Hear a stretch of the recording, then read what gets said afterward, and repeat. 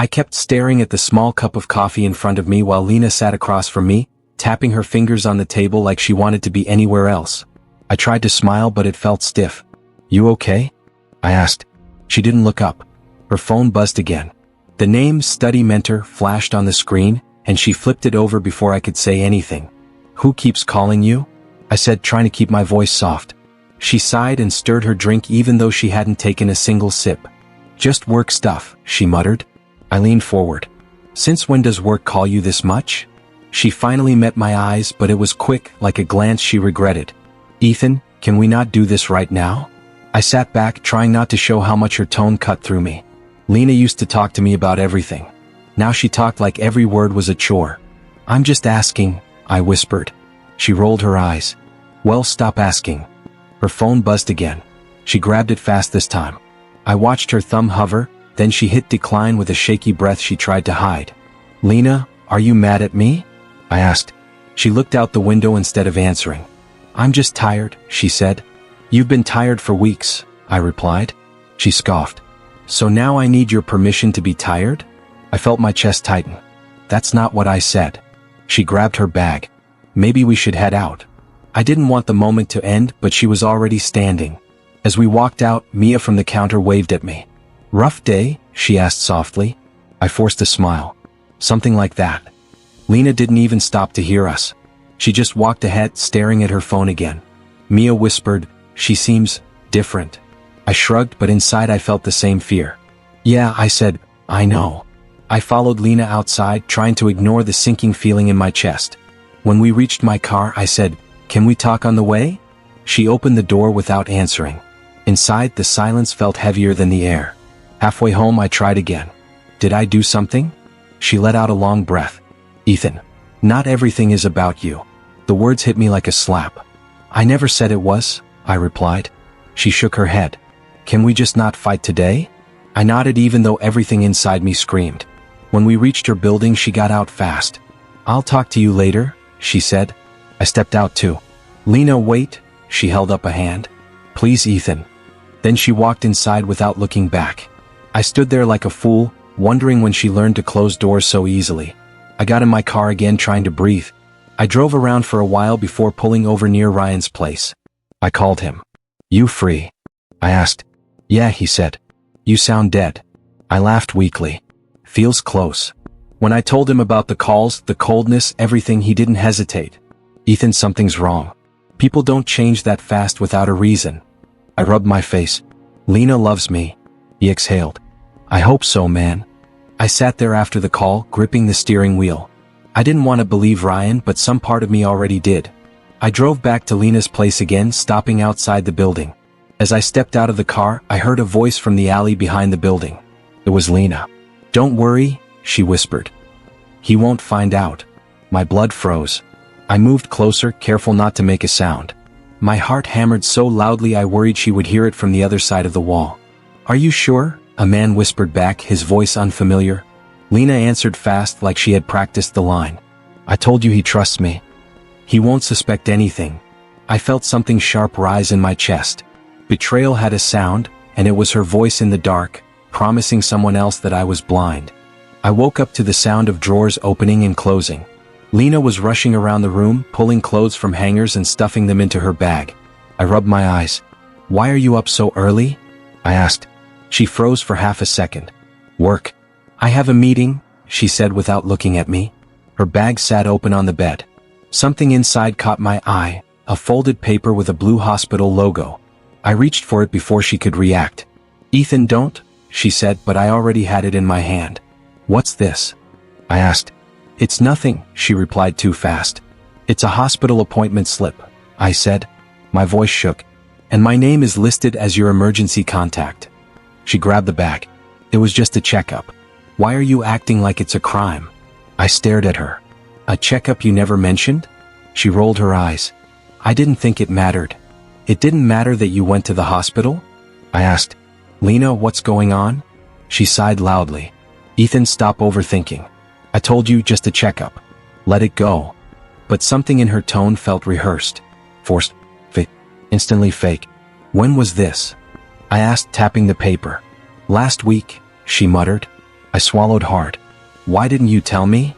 She snapped. Because you blow everything out of proportion like right now. I fell silent. Her phone buzzed again. She flinched at the sound. I have to go, she said, pushing past me. Are you okay? I asked. She stopped at the door, not turning around. I'm fine. The door closed behind her, leaving me alone with the slip in my hand. My name printed under emergency contact felt like a joke. Emergency. But I wasn't even allowed to know what the emergency was. I stared at the ceiling. Something bigger was happening. Something she didn't want me near. After an hour of pacing, I grabbed my keys and drove straight to the clinic listed on the paper. When I walked in, the receptionist looked up. Appointment? She asked. I'm looking for information, I said. My girlfriend had a visit here last week. I'm sorry we can't give out. Behind her, a calm voice said, It's okay, Claire. I'll handle this. A man in a white coat approached me with a gentle expression. I'm Dr. Aaron Blake, he said. You're Ethan, right? The fact that he knew my name made my stomach drop. Yeah, I said. Why did she come here? Dr. Blake hesitated. His eyes softened. I'm not allowed to share details without her consent. I clenched my jaw. Doctor, please. She won't tell me anything. He looked down at his clipboard, then back up at me. Sometimes people come here for things they're not ready to talk about. My chest tightened. What kind of things? Sensitive things, he said quietly. Emotional things. That word, sensitive, felt like a punch. Is she sick? I asked. He didn't answer. Is she hurt? Still nothing. Is she pregnant? I whispered, barely able to push the word out. His eyes flickered, then shifted away. I didn't say that. But you didn't deny it, I said. He sighed. Ethan, I wish I could explain, but it isn't my place. My throat felt tight. Did she come alone? Yes, he said gently. And she didn't want anyone to know she was here. That sentence stabbed deeper than anything else. A nurse called him from the hall. He gave me a sad look. I'm sorry, he said. I really am. I nodded, even though I didn't understand anything anymore. As I walked toward the exit, he called after me softly. Ethan? I turned. He looked almost guilty. I hope you two recover from this, together. Together. The word echoed in my head like an insult. Recover from what? I stepped outside and felt the cold air hit my face. My hands were shaking so badly I had to sit on the curb. I stared at the appointment slip again, the date mocking me, the silence hurting more than any truth could. Something inside Lena was breaking. And she didn't want me anywhere near the pieces. When I walked into Lena's apartment that afternoon, she ran to me like nothing had ever been wrong. Ethan, she said, wrapping her arms around my neck. I missed you. I froze. You missed me? She nodded fast, smiling too hard. Of course I did. Why wouldn't I? Her sudden sweetness felt like wearing someone else's clothes. Nothing fit right. You weren't exactly warm yesterday, I said. She laughed nervously. I was stressed. Work stuff. You know how I get. I studied her face. Since when do you call me baby? I asked when she slipped the word into every sentence. She shrugged. Can't I show affection? You can, I said slowly. You just haven't in a long time. She leaned closer. Well, I'm trying. Isn't that enough? I didn't answer because something inside me kept whispering, she's hiding something. Before I could say more, my phone buzzed. Ryan. Dude, he said the moment I picked up, don't get mad, but I've been thinking. That's never good, I muttered. I'm serious, he said. Check her old storage room. The one she never lets you in. I walked toward the balcony, away from Lena's ears. Why would I check that? Because she's acting weird. And you said she hides stuff. People hide things in rooms they don't use. She'll freak out if I snoop. Then let her freak out, he said. Something's off. I don't want to start a fight. Ryan sighed. Ethan, the fight already started. You're just pretending not to hear it. I ended the call, my pulse hammering. Lena appeared behind me. Who was that? Ryan, I said. Her smile dimmed. He hates me. He doesn't hate you, I replied. He's worried. About what? She snapped. You, I said. Us. Her jaw tightened. I don't want him meddling in our relationship. I took a breath. Lena, can I ask you something? Something honest? She crossed her arms. What?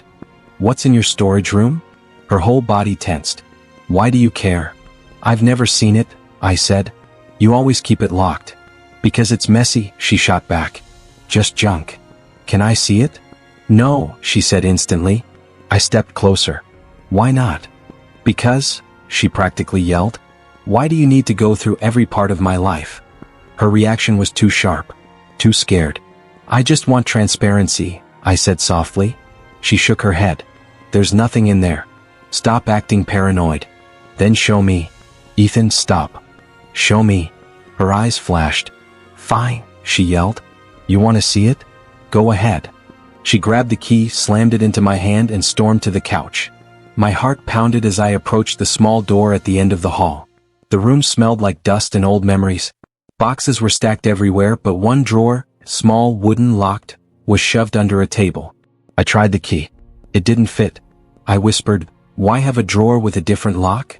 I pulled it out and set it on the floor. "Lena?" I called. "What?" she snapped from the living room.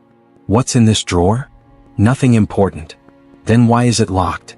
"Because it is," she shouted. I swallowed. "I'm opening it. If you break it, that's on you." My hands shook as I grabbed a metal ruler from a toolbox nearby. I jammed it into the crack. The lock snapped. Inside, a stack of papers sat neatly folded. Medical reports. I felt the air leave my lungs. "Oh God." Lena stormed in. "What did you do?"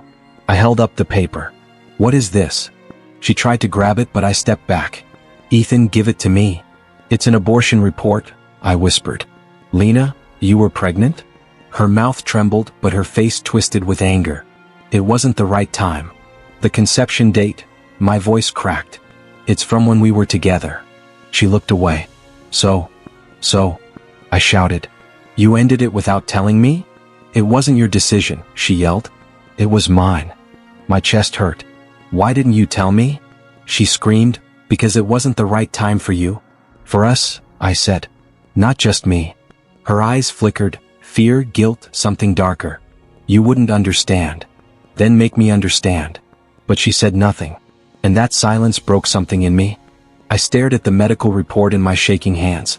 "Lena, tell me this isn't real." She backed away like I was the danger in the room.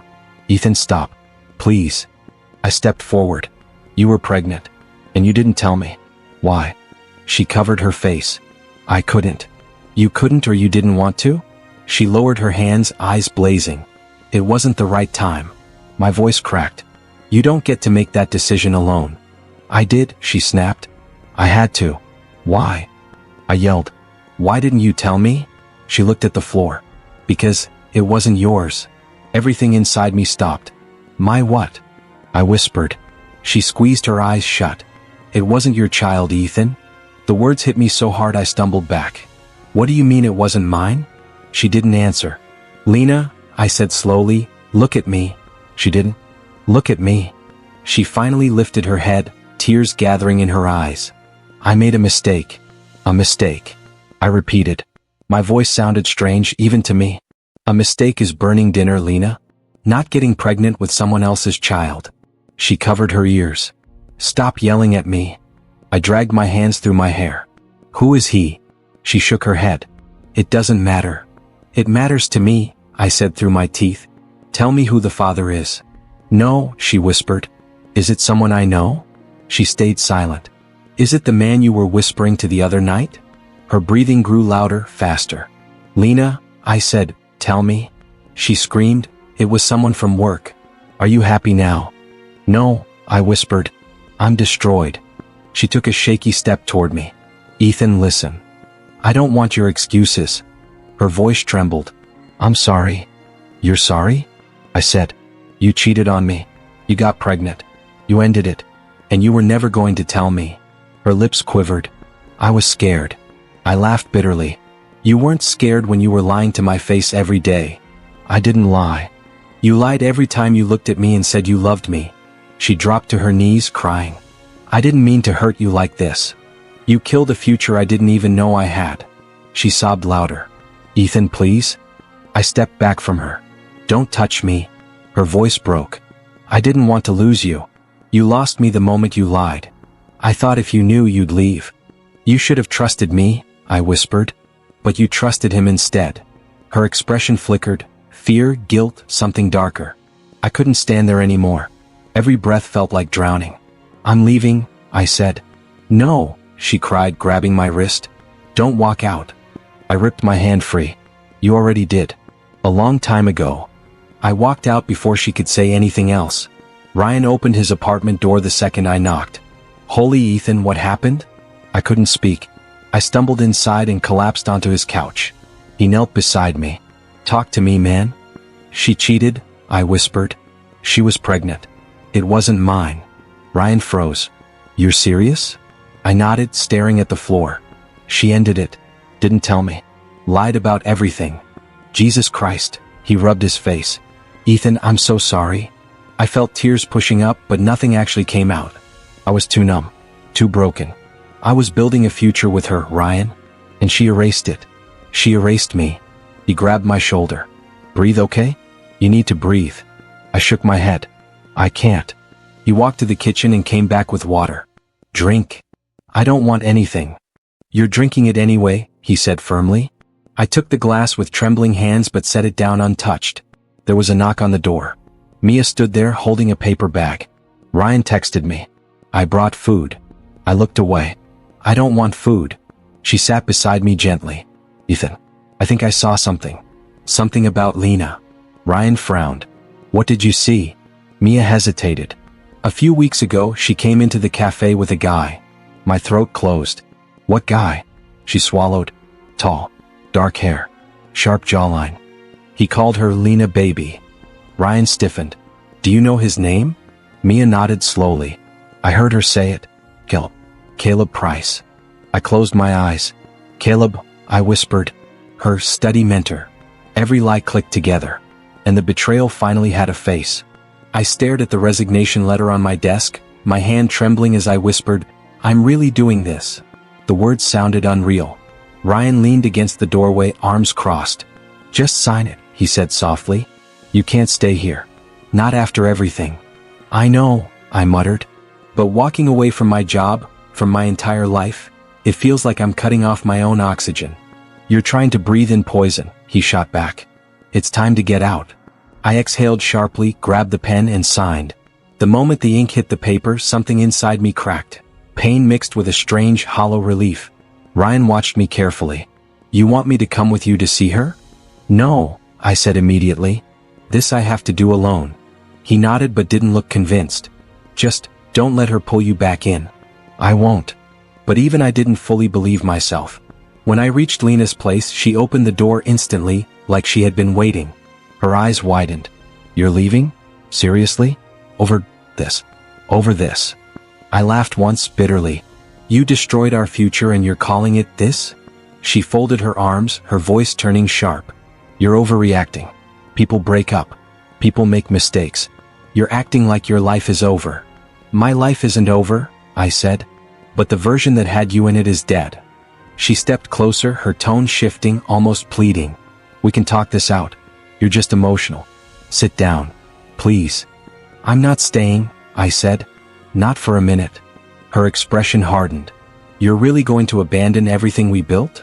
What did we build? I snapped. You lied. You cheated. You made choices about my future without even telling me. Do you have any idea what that did to me? I did what I had to do, she hissed. It wasn't the right time and you would have ruined everything if you knew. I had a right to know, I whispered. You took that from me. Her jaw clenched. You're dramatic. You're running away instead of fixing things like an adult. No, I said, stepping back. I'm walking away because I finally understand you. And I'm done letting you shape my worth. She grabbed her phone and threw it at the couch, screaming, You're unbelievable. And you're exactly who I thought you were trying not to be, I said. Goodbye, Lena. I left before she could say another word. On the bus platform, the wind felt colder than usual, slicing through my clothes. Ryan helped carry my bags while I stared at the departing buses like they were escape routes in a maze. You sure about this? He asked. No, I admitted. But staying is killing me. A woman walked by and waved. It took me a second to recognize her. Sarah Ward, my older cousin. She smiled gently. Ryan told me what happened, she said. I'm proud of you for leaving. It takes guts to walk away from something that broke you. It doesn't feel brave, I murmured. It will, she said. You'll look back and thank yourself. She hugged me briefly before walking off. Ryan let out a breath. See? Even Sarah thinks you're doing the right thing. I hope she's right. The bus finally pulled in, brakes hissing. My chest tightened as Ryan handed me my backpack. Call me when you get there, he said. And eat something. And don't disappear. I'll try, I whispered. No, he said firmly. Promise. I met his eyes. I promise. I stepped onto the bus, heart heavy but beating.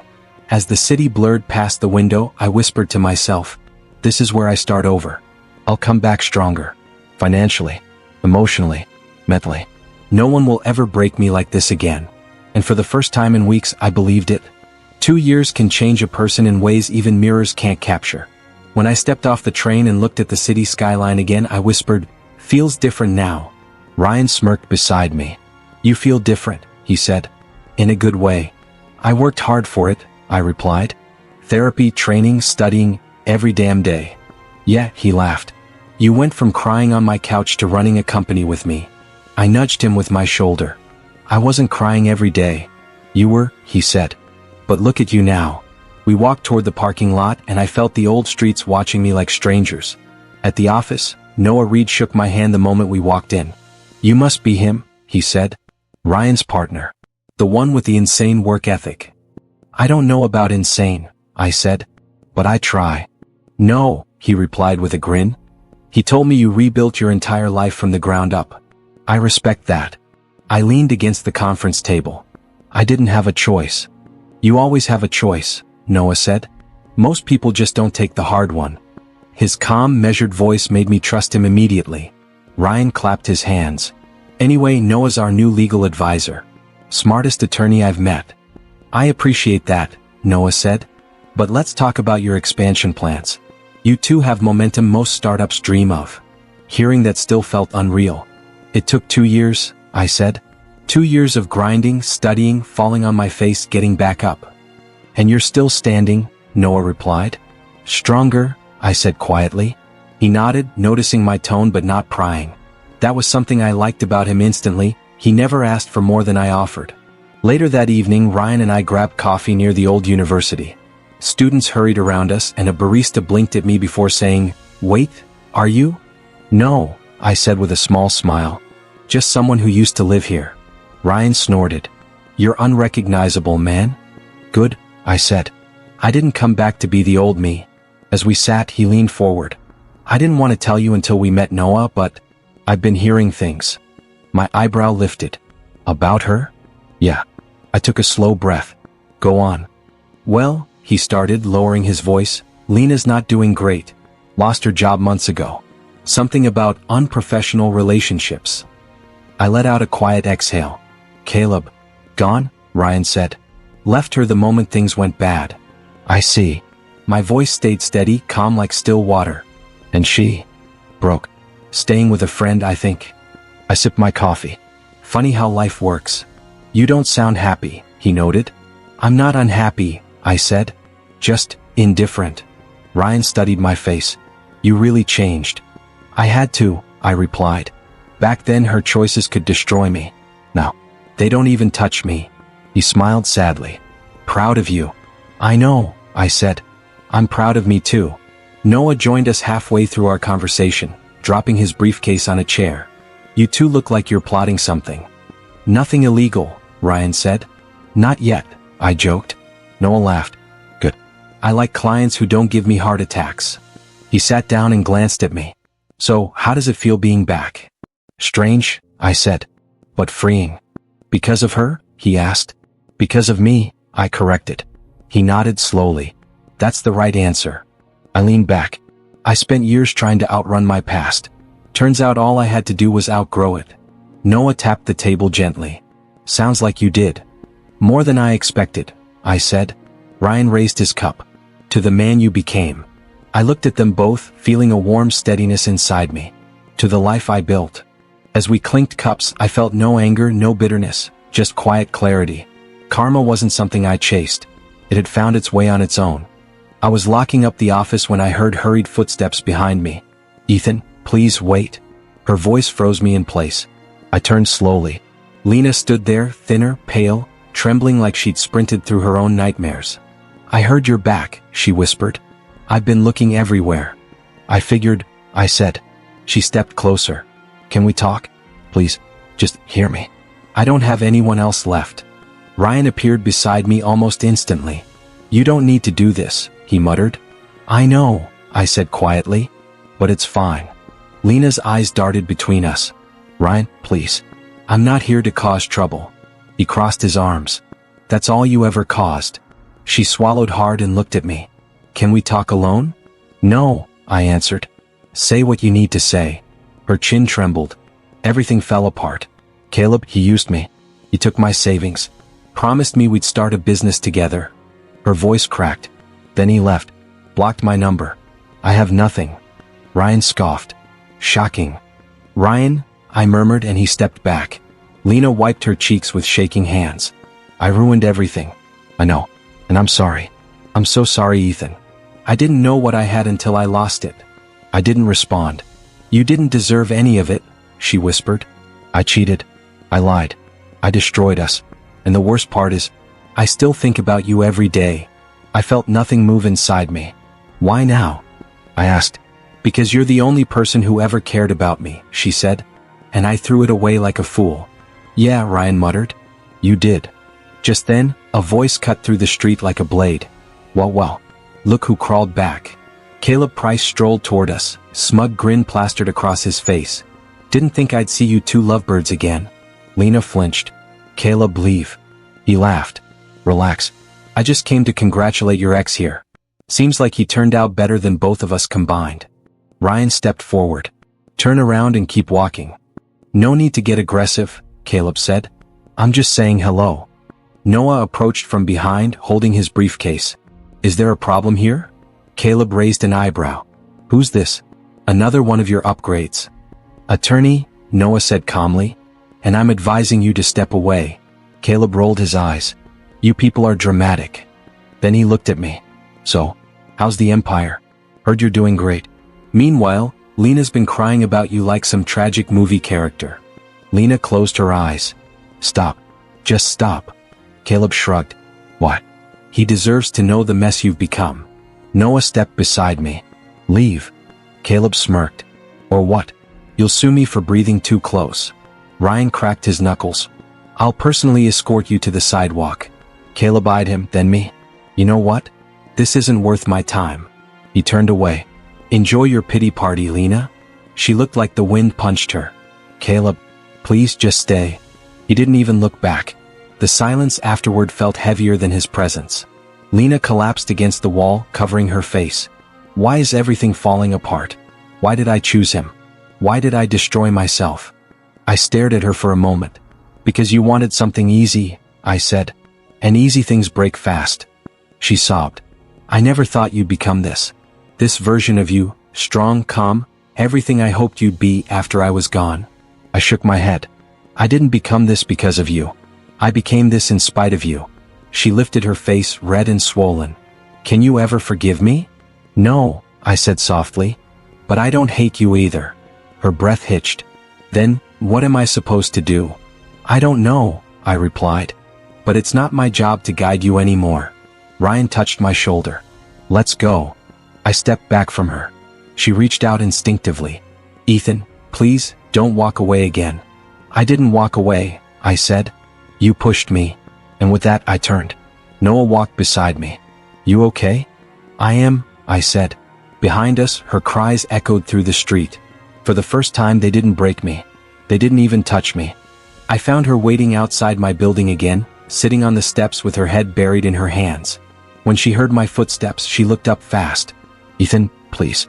I just want to talk. You already did, I said. Not enough, she whispered. Not for me. I sighed. What more is there? She stood slowly, her voice shaking. A second chance. Just one. I'll spend my life making it right. No, I said. She reached for my hand like muscle memory, but I stepped back. Her fingers froze midair. Please don't do that, she begged. Don't look at me like I'm a stranger. You are a stranger, I replied.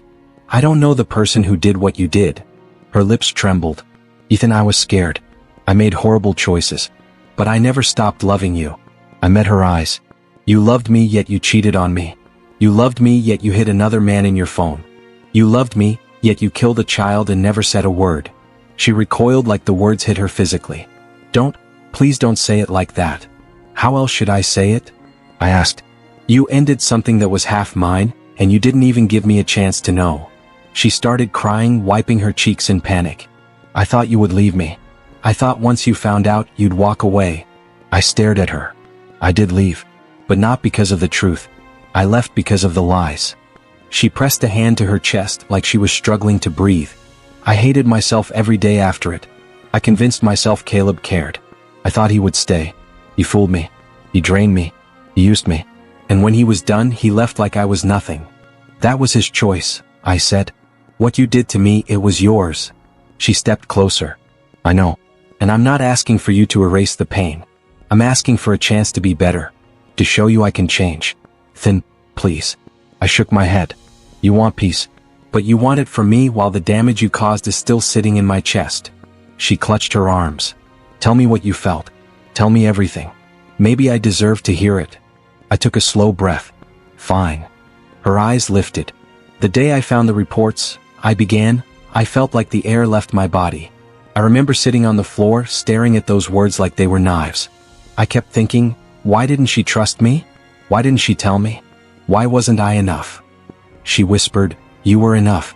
You always were. No, I said. If I were enough, you wouldn't have hidden it. You wouldn't have destroyed something before I ever got to be a father. You wouldn't have chosen someone else over the life we were building. She covered her mouth to muffle a sob. I died that day, I continued. Not physically, but something inside me. Something I didn't think would ever come back. And now, she whispered. Now, I said gently, I'm alive again. I rebuilt myself. I learned to breathe without pain. And I'm not giving that up, not even for pity, not for guilt, not for memories. She shook her head desperately. I'm not asking for pity. I'm asking for you. For us. There is no us, Lena. She sank onto the step behind her, sobbing openly. I don't know how to live with what I've done. I answered softly, you learn. The same way I did. Alone.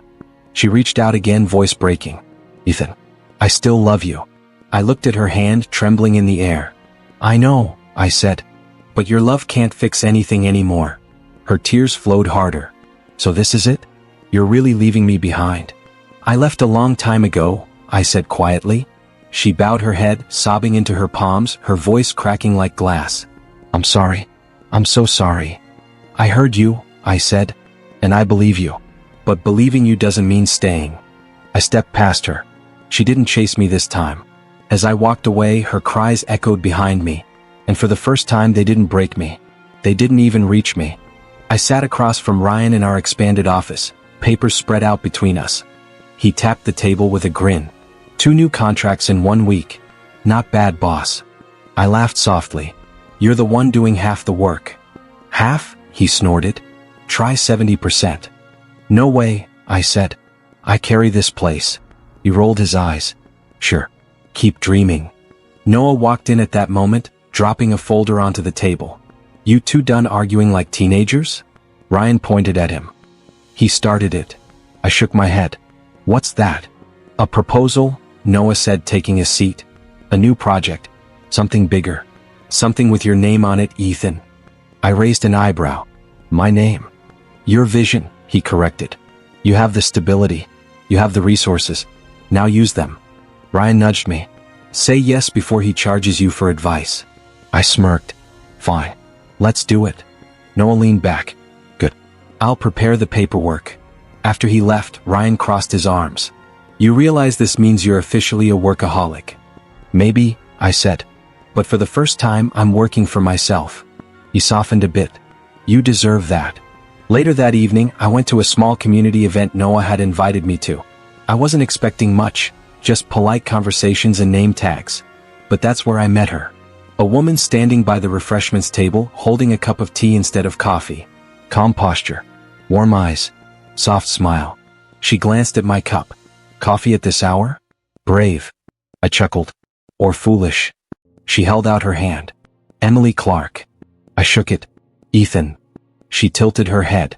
No last name? Trying to stay mysterious. She laughed quietly. Fair enough.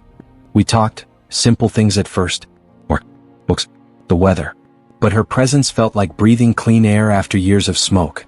No tension. No hidden meanings. At one point, she asked gently, "Do you always look this thoughtful when someone mentions the future?" "Maybe," I said. "I'm still learning how to picture mine." "That's okay," she replied. "Most people fake it anyway." I smiled. "You don't?" "No," she said. "I like being honest, even when it's not perfect." Something in me eased. When the event ended, she waved. "It was nice meeting you, Ethan." "You too, Emily." As she walked away, I felt something strange, lightness, not fear. Curiosity, not caution. When I returned home, my phone buzzed. A single message. "Lena, I hope you find happiness someday." I stared at the screen for a few seconds. No anger. No sadness. No old pain resurfacing. Just a quiet acceptance. Ryan called at the exact moment. "Hey, you left early. Everything okay?" "Yeah," I said. "Everything's okay." "You sound different," he noted. "I feel different." "Well," he said, "whatever happened, keep it up. Proud of you, man." "Thanks," I said softly. "Really?" After we hung up, I opened Lena's message again. Not to respond, just to acknowledge its existence. Then I deleted it. No long speeches. No closure. No reopening wounds. Just a simple, calm decision. I sat on the edge of my bed and whispered to myself, "This is the life I choose now. Not the past. Not the pain. Just now." I thought of Ryan's loyalty, Noah's guidance, the business we were building, and Emily's gentle smile. For the first time in a long time, the future didn't scare me. It felt possible. It felt mine. I heard the knock before I saw her, soft enough that I almost ignored it. When I opened the door, Lena stood there with her hands tucked into her sleeves like she was trying to hold herself together. "Can we talk?" she asked. I stepped aside. "If you need to." She walked in slowly, her eyes moving around my living room like she was memorizing it. "I won't take long." "You never do," I said, and the words came out gentler than I expected. She exhaled shakily. "I'm leaving the city." I leaned back against the table. "For good?" "Yes," she whispered. "I can't stay here anymore. Every street reminds me of what I ruined." I rubbed my palms together. "Where are you going?" "Somewhere no one knows me," she said. "Somewhere I can start over without hurting anyone." I nodded slowly. "If that's what you need." "It is." She looked at me, searching for something. "I didn't come here to ask for anything. Not forgiveness, not another chance. I just wanted to say goodbye properly." I swallowed. "Properly?" "Yes," she said. "Not like the last time. Not with shouting or slamming doors. Not with you breaking apart while I pretended I wasn't the reason." I crossed my arms. "You don't have to rewrite the ending." "I'm not trying to," she said. "I just want you to know I'm sorry." I let her words settle between us. "You already said that." "I need to say it again," she replied. "I was selfish. I lied. I chose the wrong things for the wrong reasons. I broke something good because I didn't know how to keep it." I breathed out slowly. "I spent months trying to understand why you did it." She stepped closer. "And did you?" "No," I said. "But I'm done needing to." Her shoulders dropped, relief and sadness mixing in her expression. "I'm glad you reached that point." "I didn't do it for you," I added. "I know," she whispered. "And that's why it matters." Silence stretched between us, quiet, heavy, but not painful anymore. She looked down at her hands. "I thought about writing a letter. I'm glad you came in person." "Me too," she said. "Even if it hurts." "It doesn't hurt the same way," I admitted. She smiled faintly. "That's good. You deserve a version of yourself that isn't defined by what I did." I slid my hands into my pockets. "I'm trying." "And you're succeeding," she said. "I can see it." I didn't know what to say to that, so I just nodded. She glanced at the door. "I should go." "Lena," I said, stopping her. "Wait." She turned, hopeful in a way that made my chest tighten, but not break. "I forgive you," I said quietly. Her breath caught. You do." "Yes," I answered. "Not for you. I'm doing it so I can finally walk forward without dragging the past behind me." Tears gathered in her eyes. "Thank you." "You don't have to carry this forever," I said. "Just learn from it." "I will," she whispered. "I promise." She reached for the doorknob, hesitated, and looked back at me one last time. "I hope your life becomes everything mine almost ruined." "It will," I said. "I'm choosing differently now." She nodded, opened the door, and stepped into the hallway. I watched her walk away, slow, steady, fading around the corner without looking back. For the first time, my chest didn't collapse. It expanded. The silence in my apartment felt clean. I closed the door gently, rested my forehead against it, and breathed in the newness of the moment. Her secret once broke me, but now it no longer owns me. I choose myself this time.